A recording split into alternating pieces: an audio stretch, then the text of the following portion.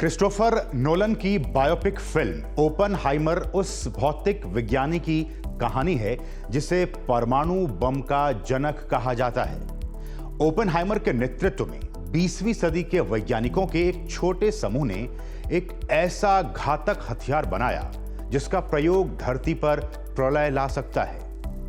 इस वक्त दुनिया कई मोर्चों पर जंग की चपेट में है। युद्ध की इन खबरों के बीच परमाणु बम का भी जिक्र होता रहता है। दुनिया के लिए ये टेंशन बढ़ाने वाली खबरें होती हैं। तो साइंस स्पार्क के आज के एपिसोड में बात परमाणु बमों की।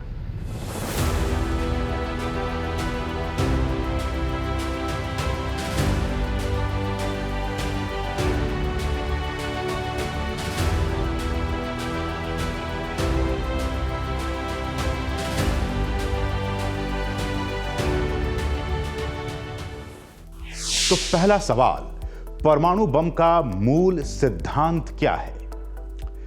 तो अगर आपकी विज्ञान में जरा भी दिलचस्पी होगी तो आपको पता होगा कि परमाणु बम का मूल सिद्धांत नाभिकीय विभाजन पर आधारित होता है। आसान भाषा में आप इसे ऐसे समझ सकते हैं कि जब यूरेनियम 235 या प्लूटोनियम 239 को एक न्यूट्रॉन द्वारा प्रभावित किया जाता है तो यह नाभिक टूट जाता है और कई छोटे नाभिकों में बंट जाता है। पूरी प्रक्रिया में ढेर सारी एनर्जी और अतिरिक्त न्यूट्रॉन रिलीज होते हैं जो दूसरे नाभिकों को भी विभाजित करने में सक्षम होते हैं। यह पूरी प्रक्रिया एक चेन रिएक्शन होती है। यही वजह है कि जब कोई परमाणु बम फटता है तो उसका परिणाम इतना ज्यादा घातक हो जाता है।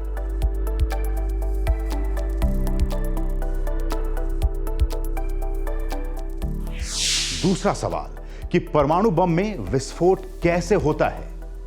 तो किसी परमाणु बम के विस्फोट की प्रक्रिया तब शुरू होती है जब उसे एक्टिव किया जाता है। यहां पर डेटोनेटर की भूमिका काफी अहम होती है। डेटोनेटर एक इलेक्ट्रॉनिक उपकरण होता है जो बम के अंदर मौजूद विस्फोटक सामग्री को एक्टिवेट करता है।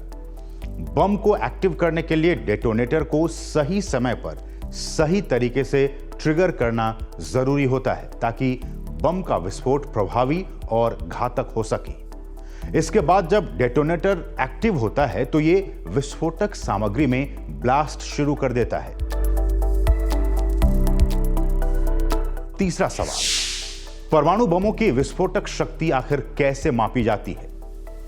तो परमाणु बम की विस्फोटक शक्ति का पता आप अल्बर्ट आइंस्टीन के समीकरण से, उसके इक्वेशन से लगा सकते हैं। यह उनके सबसे प्रसिद्ध समीकरण के अंदर ही छुपा हुआ है। उनके काम का एक छोटा सा हिस्सा यह निर्धारित करता है कि ऊर्जा द्रव्यमान गुणा प्रकाश की गति के वर्ग के बराबर होती है, या फिर दूसरे शब्दों में कहें तो E=mc²। निष्कर्ष यह है कि द्रव्यमान और ऊर्जा के बीच एक समानता है।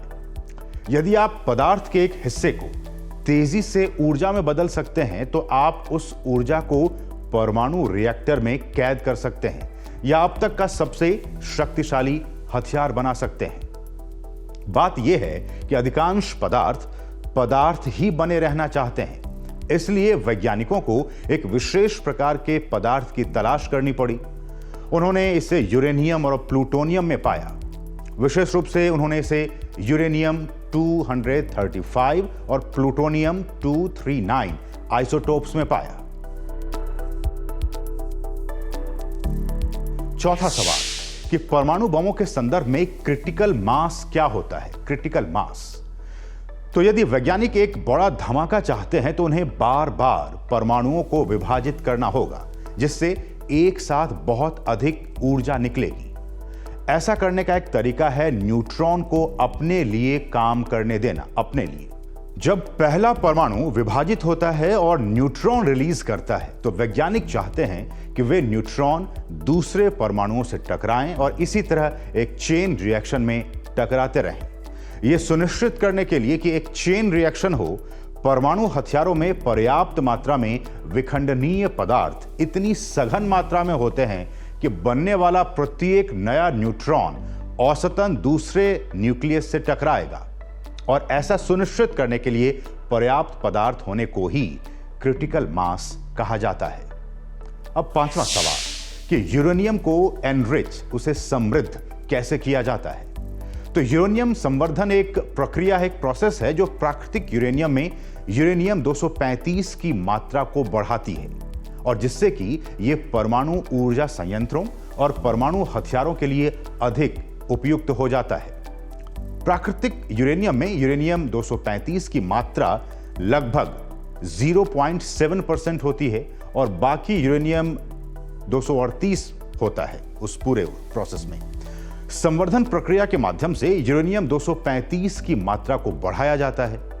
परमाणु ऊर्जा संयंत्रों के लिए यूरेनियम को लगभग 3 से 5% तक समृद्ध किया जाता है, यानी कि उसे एनरिच किया जाता है। परमाणु हथियारों के लिए इसे 90% तक एनरिच किया जाता है, तभी वो परमाणु हथियारों के यूज करने लायक बन पाते हैं। और इस एनरिचिंग प्रक्रिया में, संवर्धन प्रक्रिया में यूरेनियम को यूरेनियम हेक्साफ्लोराइड यानी कि UF6 नामक गैस में बदल दिया जाता है और फिर U235 और U238 के बीच द्रव्यमान अंतर का उपयोग करके उन्हें अलग किया जाता है। सबसे आम संवर्धन तकनीकें गैसीय प्रसार, तापीय प्रसार और विद्युत चुंबकीय पृथक्करण है। संवर्धित यूरेनियम का उपयोग परमाणु ऊर्जा संयंत्रों में ऊर्जा पैदा करने के लिए और परमाणु हथियारों के निर्माण में किया जाता है। अब छठा सवाल कि क्या एटम बम की कोई एक्सपायरी डेट होती है। तो दरअसल एटम बम उस तरह से एक्सपायर नहीं होते हैं जैसे कि कोई खाद्य पदार्थ सड़ जाता है। इनका जीवन काल थोड़ा अलग होता है जो कई कारकों पर डिपेंड करता है। प्लूटोनियम या यूरेनियम जैसे radio active elements atom bomb का दिल होते हैं, उनके हार्ट होते हैं और इनकी खासियत यह है कि ये बहुत ही धीरे धीरे विघटित होते रहते हैं। प्लूटोनियम 239 की हाफ लाइफ लगभग 24,100 साल होती है, हाफ लाइफ, जबकि यूरेनियम 235 की तो और भी लंबी, लगभग 700 मिलियन साल होती है। इसका मतलब यह है कि इन तत्वों को अपनी आधी शक्ति खोने में हजारों लाखों साल लग जाएंगे। तो इस लिहाज से तो ये सदियों तक काम कर सकते हैं। अब सातवां सवाल कि क्या आग लगते ही न्यूक्लियर बम फट सकता है। तो इसका जवाब नहीं में है, लेकिन पूरी तरह से सुरक्षित भी नहीं है। दरअसल न्यूक्लियर हथियारों को इस तरह से डिजाइन किया जाता है कि वे केवल विशिष्ट परिस्थितियों में ही एक्टिव हो सके। एक न्यूक्लियर विस्फोट के लिए सटीक ट्रिगर मैकेनिज्म और रेडियो एक्टिव सामग्री का कॉम्बिनेशन बहुत ही जरूरी है। इसलिए न्यूक्लियर स्टोरेज साइट्स पर अग्नि सुरक्षा के लिए विशेष सिस्टम लगे होते हैं। अंत में हम ये कह सकते हैं कि परमाणु बमों का प्रयोग पूरी मानवता के लिए एक बहुत बड़ा खतरा है। लाखों करोड़ों जिंदगियां एक पल में खत्म हो सकती हैं। इसलिए हमें एक बार फिर से इसके निर्माण और इसके इस्तेमाल पर गंभीरता से गौर करना चाहिए। तो साइंस स्पार्क के इस एपिसोड में आपने विस्तार से जाना परमाणु बमों के बारे में। अगले एपिसोड में किसी और स्पार्किंग टॉपिक के साथ आपके सामने फिर होंगे हाजिर। तब तक के लिए मुझे और हमारी पूरी टीम को दीजिए अनुमति। नमस्कार।